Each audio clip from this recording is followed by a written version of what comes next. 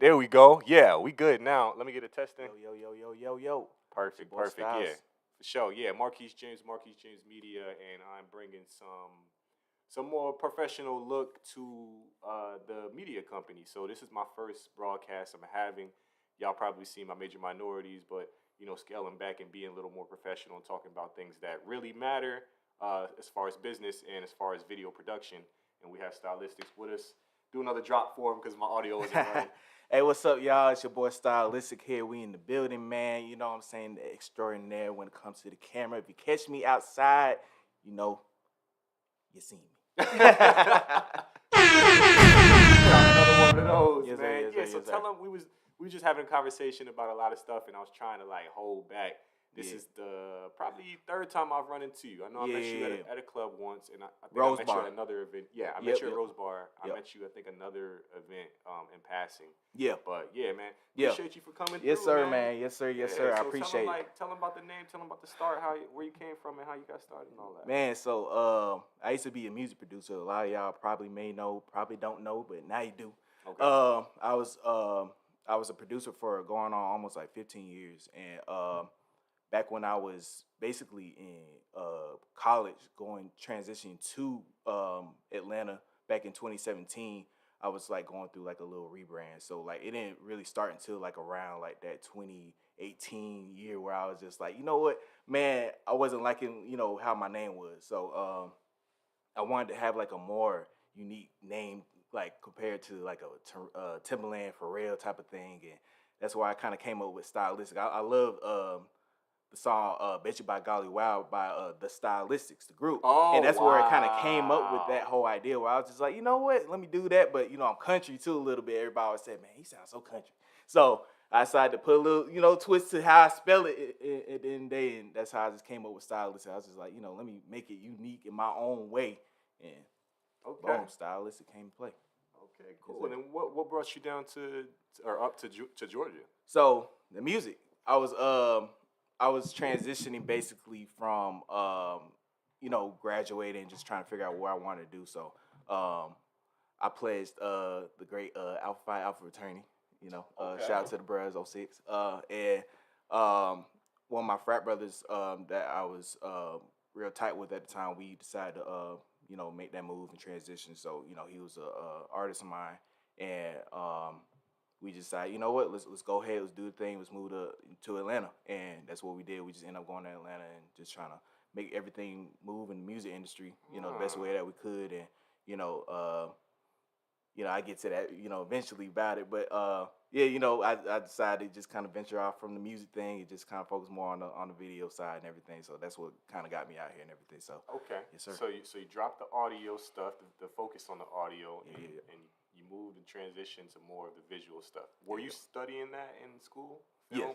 Well, no. I only studied audio, so that was the main thing. What made you pick up a camera? It's crazy. Like, I never actually thought about what made me pick up the camera, but I think it was like I was always interested in film. Okay. And I think that was just like the thing. I was just like, I seen like my friends, I just seen everybody just have one. I was just like, you know what, let me get into doing content then get into it. And, I was just like, let me just kind of figure things out with the camera and just have fun with it. So I just made it a hobby on the side. And that's what it was. I picked up I think I got a Canon T3i or something like that as my first camera from a friend of mine, just to have. And then everybody starts with a T3i, yo. Everybody starts with a T3i. Yeah. And I eventually got rid of that. Got a what was it, the 80D? I think. Yeah, 80D, that's what I had before my 90. And then sold that for an A6400, and went Sony, huh? Yeah, when I got serious, got an A7 III, and then went to the FX30. So yeah. Okay. Yeah. A7 III, you still have that? Nah, I sold that for the FX30. That's a good one, yeah. Do you have specific lenses for the FX30? I mainly just shoot with my prime, so I just have like a prime 35, and that's how I just always rock with it. Really? It works out for every situation. When you're dealing with the FX30, it's cropped, so it looks like a 50. Right. And that's the main thing. So it's a plus and a negative sometimes. I had more lenses. I need to stack up on some more in general, but yeah, I mainly just shoot with prime, and it just works out that way. Just close up. Yeah. Pull out. Yeah. This our R6 is my first full frame that I've Okay. had. So I got the Black Magic over there, but that's APS-C as well. Yeah. We rolling that shit. Yes, sir. Yes, sir. Yeah, but yeah, I got that, and then I was kind of like, dang man, maybe I should have stuck with the semi-pro frame. Yeah. Because I saw those Siri Nightwalkers. Man. Oh my god. I need those. Those Siri Nightwalkers, bruh. It's like $1,500 for the set of 3. Yeah. They're so beautiful. Man. And then I'm like, for me to get a full frame, I'm gonna have to double that. And I'm like, yeah. Dang, you ever work with any anamorphic cine lenses? Man, yeah. So I worked on this one project back in February last year. It should be coming out soon, hopefully. But it's called Love vs. the Red Pill, and that was my second movie that I was B cam for. We shot that at Panama Beach. Great movie. And we used the Zeiss lenses for it. Okay. We were shooting with Komodo, so my partner had Komodo. We used one of his, and then the director ran out another one, and yeah, we just had a whole pack from every range. And man. Oh, so you said you've been in the film business or the video production business per se for about 6 years now. So really, actually, this is in terms of professional, this is beginning my 3rd year. Okay. Yeah. So in terms of it, like I guess like if you say like dabbling, yeah, doing it with the camera and everything in general, yeah, you could say probably like I was doing photography on the side, and I was doing just like just here and there stuff that I get hired for, and yeah, you could say it was about like 6 years in general as a whole tenure. What would you say was like your big break? I ask a lot of people this question, and they always like get real humble, and it's like, I mean, but like, what would you say is like, yo, when this one hit, I was extremely excited, and then I saw results from there as well, like that were exponentially better than starting out and whatnot. Yeah, I could say like in general, like I could never say I reached my big break yet. In general, I feel like that's it's what I'm time. talking about. See? But I could say that I've been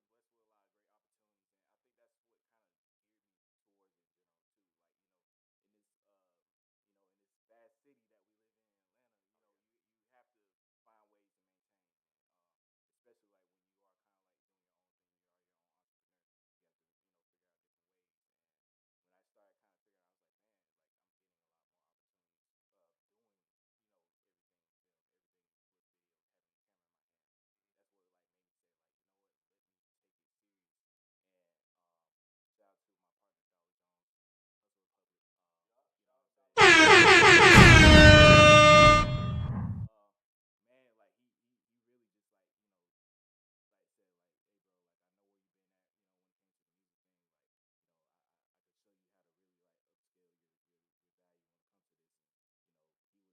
are kind of like doing your own thing, you are your own entrepreneur. You have to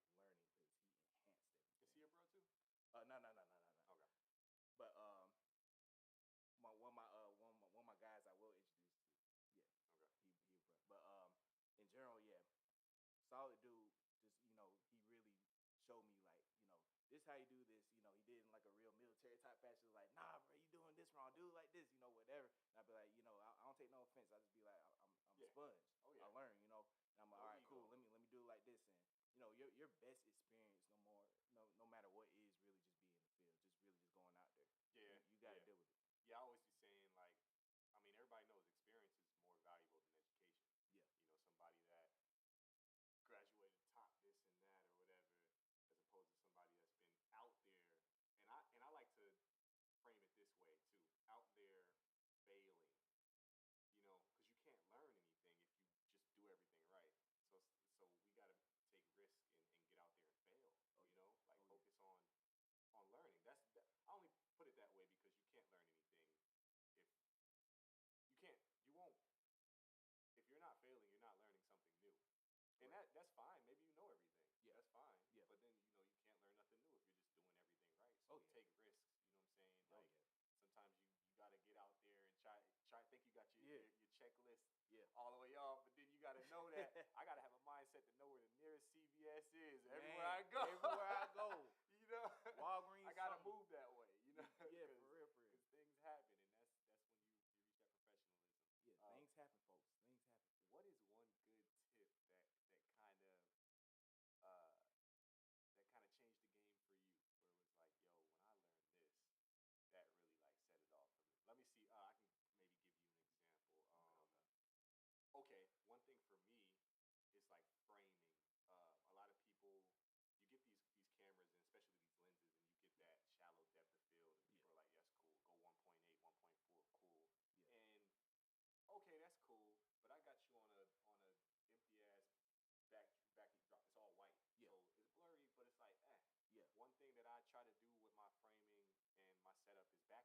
You know, and that's one of the telltales of a cinematic shot, Yeah. having that light behind, and that really introduces more shadow. Yeah. So, say like we're here, I'll put my subject right here, Yeah. and I'll get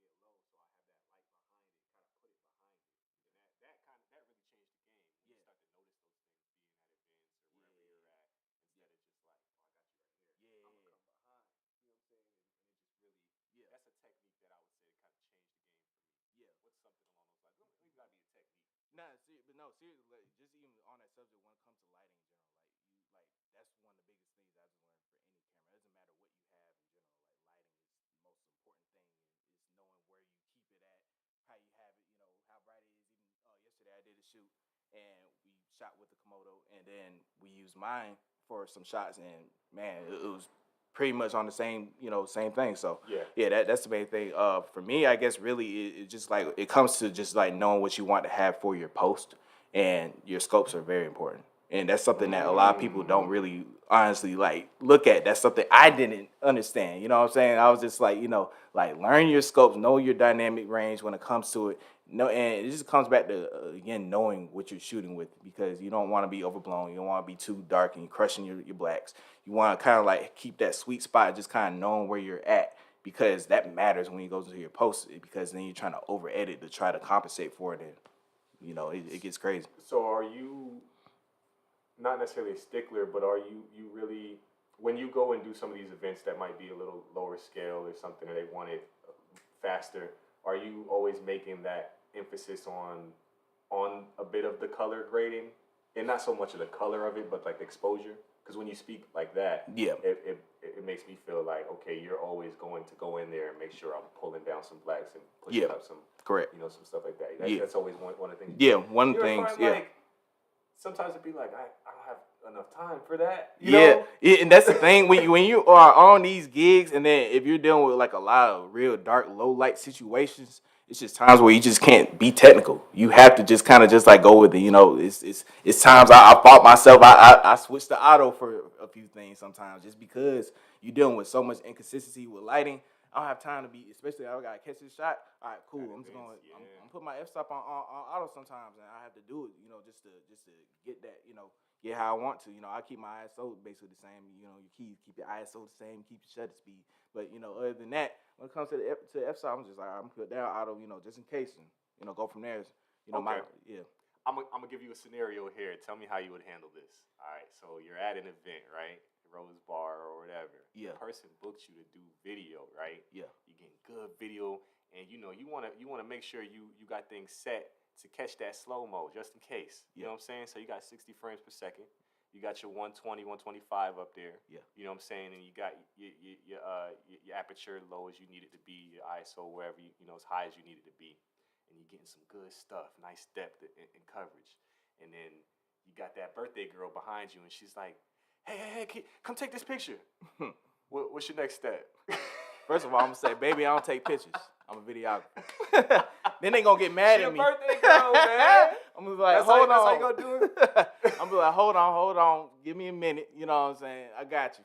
That's the first thing. Wow, I've still got my camera hand pointed in the direction that I need to be at. Because I deal with that a lot sometimes. People will be like, stop what you're doing. Focus on me. I got you. Give me a second. I'm focused on this big ball right now because the club needs it. I gotta focus on what I got hired for. Exactly. Yeah. At the bottom, point blank end period. of the day, man, that's who's paying the. Yeah. Focus on what you got hired for. Now, if you are a part of it, you are the main person that they advertise. Yeah, I got a lock on you. But if it's just your birthday, happy birthday. But at the end of the day, hey, that 1942 got to get shot right now. You know what I'm saying? It just is what it is. I got to put the focus on that. Then I'm come back around, spin the block, and I'm gonna make sure that you got your 15 seconds of fame. Yeah. Hey, man, you better than me. 'Cause I'm doing video.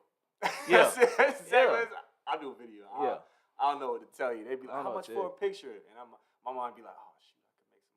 Nah, it's going to mess everything up, man. Yeah, I ain't got time. I hate it sometimes, too, bruh. You set for the picture, especially, too, if you don't have a nice photo light for the photo. Yeah. Because, I'll travel light with my video. I just put a little MC on the top, and I'm good. But it doesn't. That MC is not really good for photo. Yep. So I gotta boost my settings all the way up. Correct. And I switch my settings up, and I'm getting pulled left and right, and then I go back to video. Say the lady got me, a third through, so we got 2/3 left. I go back to video. At the end of the shoot, I go check my stuff, and I'm I'm at 60 frames, 60 shutter speed 60. Yeah, and I'm like, man, messed up. When that happened a handful of times, and I'm like, yeah, never again. Yeah. I'm not switching, man. Yeah, we stick to our settings. There are a few cameras. I'm not too keen lately when it comes to like Canon. I'm more on just the Sony side of things. Mm-hmm. But there's just a few cameras that you could just do that, and then you could just switch to those settings, and then you don't have no problem. Yeah, it is that way. It is that way. I guess, with like my older stuff. Yeah. I'm still kind of used to not having that ability, so I'm like, I can switch quick. I can switch quick between slow mo and regular. Yep. But pictures, man. Yeah. And then what's annoying too, because like women be hard to please, man. Yeah. You take 5 snaps. Oh, let me see it. I don't like that. I don't like that. I'm like, yo, I can't make you look better. I could just make the shot look better. I can't make you look better. No facts. You know what I'm saying? No shade. No. Yeah. You know what I'm saying? But yeah, it's just everybody's not aesthetically pleasing. I'm just gonna keep it 1,000 with you, baby. For real. And I have a wide angle lens on my joint. I take pictures of a more God might have blessed this person with more space on their person than other people. Correct. So then wide angle lenses, it's like it's not gonna do it for Ain't you. gonna do it. I can't be in the club. Yeah, that's crazy, man. So speaking on that, so you prefer doing more events. What's your forte as far as video production? For me, I do like doing like the recap stuff. I do like doing the shorter form content, especially like in this space now. That's what everybody kind of looks forward towards. But my goal really is I want to get more heavier into the film side. I need to do some more shorts this year. That's like one of my goals. Like I need to really express like, okay, cool. Let me show my creativity. Let me show my directing type of skills and everything. And kind of get more into that field. So I have a lot of things I've been writing out, a lot of scripts. I have a lot of friends who have a lot of different things. And, my partner and I, we are always thinking about, a lot, like what's our next big thing that we're going to work on as well, too. So that's the goal, really, honestly. But, right now, it's the bread and butter, hey, you got to do what you got to do. You'll see, like I said, you'll see me outside, hey.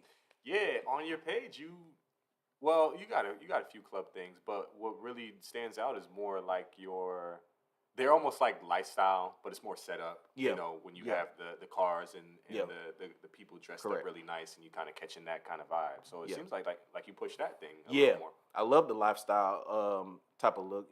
That's kind of like one of my things I want to emphasize too in general. So I'm trying to figure out different ways to like enhance it.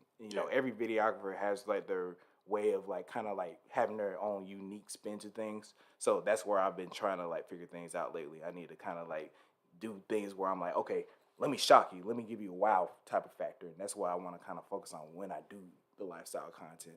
You'll see it a lot too nowadays. Like you go through social media and it's just like some crazy hyperlapse and time lapse type of videos and everything. So that's why that's do you something work I want with to drones?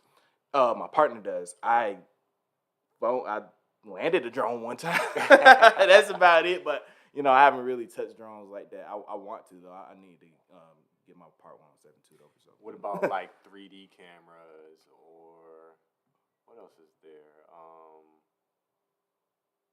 There's certain rigs that like underwater stuff like that. I've been looking into those kind of cases and things like that. Them underwater shots are sick. That's what I'm saying. I wish I could swim. If I could swim, I'd be in the water all the time with a camera. I'm gonna leave that alone. But man, there's some crazy stuff out there, and that's what's unique about our field, because the sky's the limit. Oh yeah. And I think that's what people don't realize. It's more than just content, lifestyle, fashion, whatever. It's just it gets dangerous in the camera world. Yeah. When you always see the meme where they say like the cameraman always survives, that's the fact. You know what I'm saying? Real. Like we be in the trenches, dog. Yeah, like nobody understand. Yeah, you crazy. Folks fight with sharks. I put this post up the other day where it's like I had my my gimbal and all that stuff set up, and like POV of me in some strange location with $5,000 worth Come of on. gear Come on. to shoot an artist I never met before. Yep, I'm man. like, we be out here risking it all, man. This has become a love-hate relationship. Man. These dang phones, man. 4K, it's like instant dynamic range.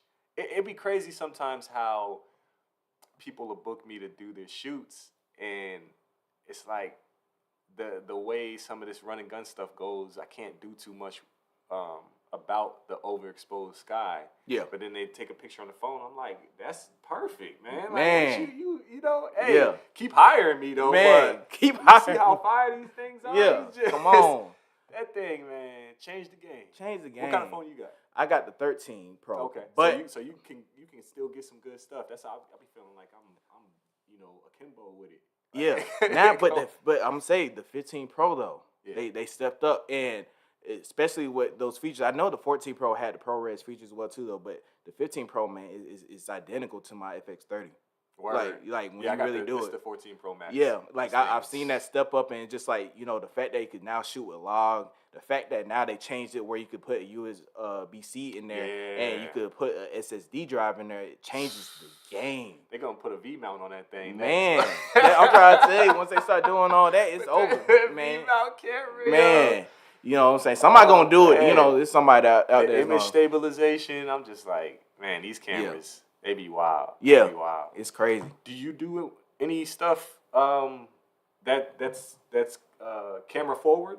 Because nowadays, you know, with marketing, a lot of people are going into that UGC, that more personalized feel. You know, the audience doesn't necessarily want to be like, hey, we're looking at an ad. They want to, you know, feel personable. Like, I'm sitting in the living room with me, talking directly to me. Because when you present things in an ad, it can turn certain people off. Yeah. I know me. I hate being sold to. I hate it. I'm putting you in spam. I'm blocking. I'm telling people, yo, take me off of this. This what's it? This spammy stuff. Like, you can directly talk to me. You can directly send me that stuff. But if you just send it out to everybody, like, leave me alone, man. Yeah, I've dealt with that too, though. Even like when I was doing music, you know, where you feel like, okay, you know, everybody look at me, pick me. But, you know, at the end of the day, it is kind of like that balance a little bit, just kind of understanding, you know, just putting out the content that you want and need to put out without feeling like you're overwhelming everybody, I guess. And that's where I'm kind of like trying to figure things out too as well. Do you book a lot of stuff that are clients that are trying to use kind of camera style stuff? As of lately, before, kind of in the past a little bit, but as of lately, not really. I've just been kind of sticking more with the events and everything. So, but I'll dabble into it. You know what I'm saying? It's not more of my preference as much, but I've been, you know, if somebody need me, hey. Yeah, I went live with another shooter. He's based in Cali, dude named Andrew, and he does video production. If you see his catalog, you'll see him have the Reds and, you know, Komodos, Black Magic, Sonys and stuff like that. But when I was talking to him, you know, he was more so talking about the stuff that he pushes, the stuff that he gets booked for a lot. Yeah, it's just more like top of the funnel marketing. Those highly shareable things that get the engagement and get the new people in. And I was talking to another person earlier today, like the stuff that we present, the stuff that we have, it looks really nice, but it's more so for the people that are already locked in. And if you want more business, you got to get new eyes in. Yeah. They're not trying to, hey, first time I meet you and they're sitting down for a lecture. Yeah. You know, they want to be engaged. They want to have fun. They want to laugh. They want to be entertained. And then they're like, oh, this guy's cool. This guy's funny. What is he selling? You know? What is he selling? So that's something I'm trying to wrap my brains around, because also what he was saying is you can get these joints locked in on like a $3,000 gig for one video, and then you got to push it and try to get it to do what it needs to do. Correct. Or you can do a couple $100 per video or something like this, do like 10 of them, and now you have 10 pieces of content to put out, and they're gonna hit. They're gonna hit. Now you get, you know. Yeah. So it's a balance. That's just something to look into. It's a balance. Well, sure. I know I was saying it's a funny situation. Being a shooter, we be knowing a lot of the same people. But one night, I was back in Gwinnett. I can't remember My family lives in Gwinnett. I went out to some club and I just like I'm trying to make it in my life right now to be more open and meet more people, which is one of the reasons why I have you here. Yeah. So I went to the club and whatnot. It was good. I'm not sure what happened or why I was there, but I was just like whatever. I was talking to this lady. She's nice. Okay. She ended up having to go, and then this Asian guy stepped up, and I was just like. Yo, that's a nice shirt, man. Or that's a nice jacket. He's like, oh yeah, cool, yeah, whatever. I was like, yo, what's up, man? You good? We started talking. He's like, yeah, I'm here waiting for one of my friends. I was like, what's your name? He's like, Mike. I was like, yeah, nice to meet you. Yeah. And I was like, yeah, so who you waiting for? He's like, oh, his name's Mike too. Yeah. So other Mike pulled up. I was like, yo, let me get y'all, a shot. Like, I'm just gonna make y'all my friends. And we got cool. He's like, yeah, we're gonna go to this other spot because this is kind of, dead. Cool. Yeah. Went with them there. Hung out with them at the little spot. We, got some more shots. Yes, sir. And linked up. Come to find out, I'm looking at your joint. I'm like, yo, y'all did a video. Yeah. And the dude. He used to run the bar, I think, at Nafel's joint, Ibiza. Yeah. Yeah. How'd y'all make that connection? I was thinking that you was talking about my guy Legend for a second. Yeah. Yeah. Legend. I met Legend basically through my guy Ron. He was kind of like head of security at B's at the time, and he also worked at Atlanta Autos. So I used to always go to Atlanta Autos because I used to just love looking at high-end cars. But now I'm like friends with everybody over at that dealership now. So if you need a plug or connection, or whatever, hey, holla at me. I got the right folks. But Legend, man, that's my guy. We work on a reality show right now too. 96 Hours or Less, and me, him and Dollar, we're finishing that up, and it's almost getting to that. And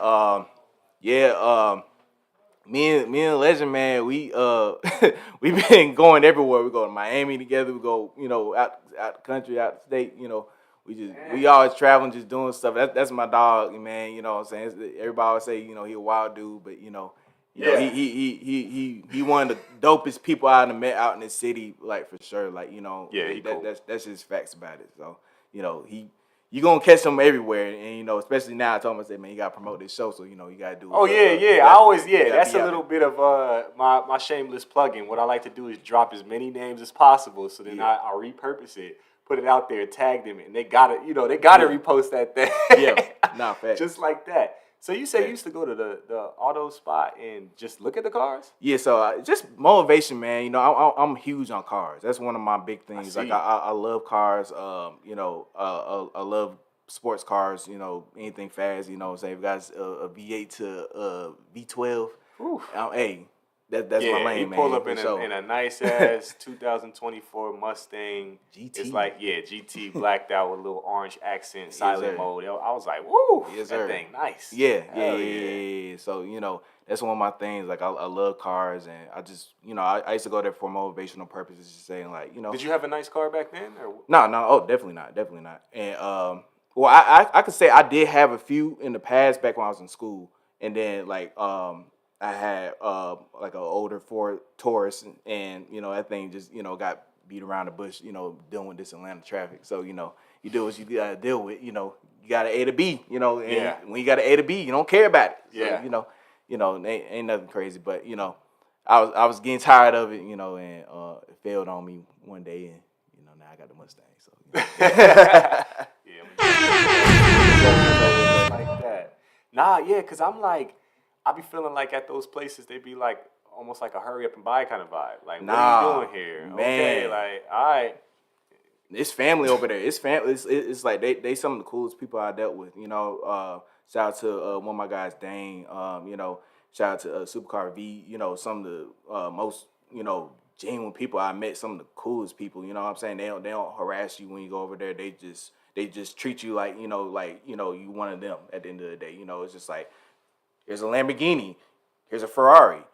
Go inside it. Get a feel of what it is. You know what I'm saying? That's something that a lot of people don't realize. These are technically unattainable cars at the end of the day. Right. And you have access just to go and sit in and feel it. Like, damn, I'm sitting in then $500,000 vehicle, and I'm getting the idea of what it feels like to be in a $500,000 vehicle. So visualization, and that's how you get to those kind of things. Yeah. I can't front. I had this one situation where Porsche, I was about to say, let me not say it, but I already said it. I think it was Cumberland or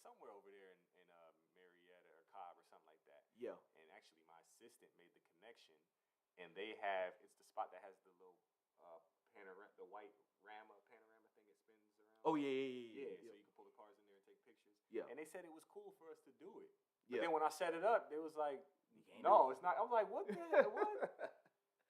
So that's why I was like, all right, let me just. Yeah. And that's you saying what you just said. I was like, yo, they're cool. I don't know, man. Yeah, it goes hand in hand. It is based on who preference around when it comes to anything around this city. I still go through that as well too, though. It is what it is. But yeah, it is. Well, when you pull up and you big alpha, they're like, oh, he good, he good. He knows somebody. That's What made you decide to go that route? Man, with the Mustang? No, with Alpha. So I pledged another fraternity before I did Alpha. I did Phi Me Alpha. I did that my sophomore year of college. Shout out to the great Bethune-Cookman University, Hell Wildcats. We Fort Valley Wildcats over here, but yeah, go ahead. Let's go. So yeah, I was in the drum line and everything like that, and I basically just kind of didn't want to do any type of pledging after I did Phi Me Alpha and everything, and it was my senior year. A lot of guys that I brought into the fraternity were jumping into, and I was kind of seeing. I was just like, man, what got them, to kind of do like this whole transition of just like, upscaling themselves. Like they started wearing suits a little bit. They started acting a little bit more mature. It was just something that Alpha kind of brought to them. I was just like, what's it doing for them? That was the thing that piqued my interest. And I was doing like a lot of stuff for them. I was helping them out with step shows, and I was helping them, win, all their step shows and everything. And that's what kind of like got me into, them interested in me as well too, because they're like, you're somebody that we see that holds value, somebody that's loyal, somebody that's gonna work. The effort was there, and that's what kind of brought everything to align with it. And it wasn't any kind of family thing, like my dad he played Sigma at at Tougaloo College, but what did he say? He didn't say nothing about that. Yeah, it's a lot going on with the pop, so yeah. It is what it is on that. But in general, he was still proud, about all the moments and everything. But I'm the first. I believe in my family to pledge Alpha and everything, and that's what's up. I pledged graduating, does that. So our Alphas at the time were off the yard. They had some issues, I think, a year or two beforehand. Yeah. I don't know if that would have made too much of a difference. I went to school because of football, full ride scholarship and whatnot, and then football, being the case that I played, it made it harder to do something like that. Yeah. It's an excuse. I acknowledge that because we did have like 3 people on team that still pledged and whatnot. Yeah. It's just, and then 2, I'm first. What is it? They call first generation when you're the first one to go to college. Yeah. So I don't have. My parents didn't have any kind of like, this is how you do. This is how you go about it. I just jumped off the porch and just wide-eyed, bushy-tailed, and just got to it. Yeah. But yeah, that's awesome, man. And then the experience of of an HBCU was definitely, I think it was an extreme positive situation for what I went to. I went to Bowling Green, which was a PWI. Okay. And then that was cool, the glitz and the glam. But then being around your people and realizing that they're, because the world, how they kind of portray us. Yeah. But realizing that there's a society of people that want higher knowledge, that want elevation, Correct. They want to, do things with their life. That was a great experience to have. So man, I rock with that definitely. Yeah, the best for sure. You go back and visit. Are you involved in it? Oh yeah. When'd you graduate? I pledged and graduated 2016. So okay. Yeah, definitely. When I get the chance, our field is busy. How far is that from here? It's a good 6 hours, about 6 hours 30 minutes, nice. If I'm not mistaken. So I try to go back as much as I can. You know what I'm saying? But the further we get to our field, you don't have time, folks. Yeah. Do you know a dude named Jamison Bailey? That sounds familiar. This is one of my boys from high school. I know he went to Bethune. Okay. I graduated in 08. Okay, I think he was steady, so he probably came out in 12. If my 9 times 10, like anybody who was like older, like they came in like that 07 to like 09 kind of 10 era, like either they had to be in the band or they pledged or something like that along the lines. Even though Cookman is a real small university, Yeah. and everybody kind of for the most part know each other. It's just times where you get stuck in your field and you just you know who you know at that point, and you just kind of build that relationship with everybody. So For sure. yeah. Speaking of building relationships, how do you go about networking in Atlanta, doing what you do?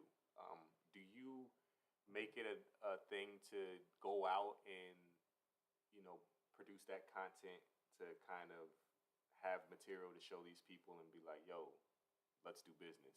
Like you make a thing to do it at a certain amount of times per month, or is it just kind of like, whatever comes up? Yeah, it's kind of whatever. Like a lot of my business always, and I'm trying to change a lot of things. It's always been a lot more word of mouth, and it's been just relationships.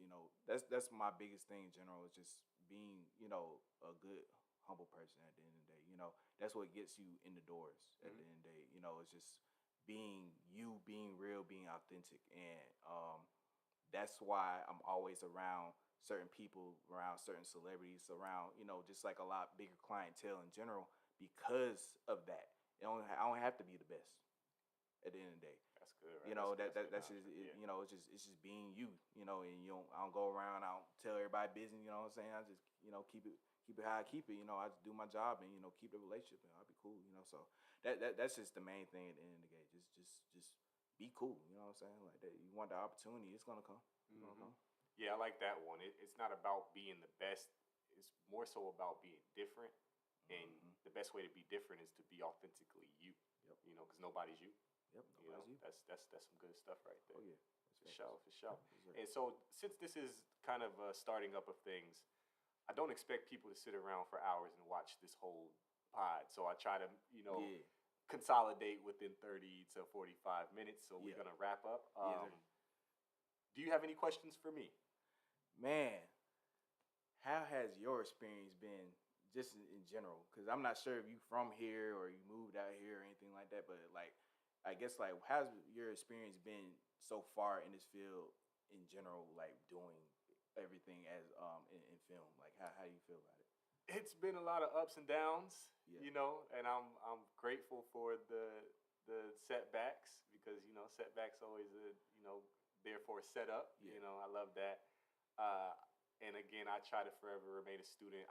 It seems that a lot of people, I guess the way that I could kind of break it down, it seems like a lot of people look at me, probably think higher of me than I am. A lot of people come in and like, oh wow, okay, that's what this is and for. I'm like, word, all right, sure, I'm that guy. Yeah. That's what this is for. It's so you're opening that gateway because it gives people that vulnerability to be like, okay, cool, he's open. He's not what I think he is, and that's sometimes we'll keep that demeanor within us, and I'll do it too where I feel like sometimes a lot of people think I'm not approachable, and I am. I'm very approachable, but you got them resting faces where it's like, you know what I mean. No, I feel you. Yeah. You feel me? So it's just like that's where it is too. At the end of the day, bro, it's just we get platforms like this where we're able to express who we are, because at the end of the day, we are people, and I think a lot of people forget that they just think that we're just the cameraman. We don't like that term, by the way. I don't like the word cameraman. I don't like either.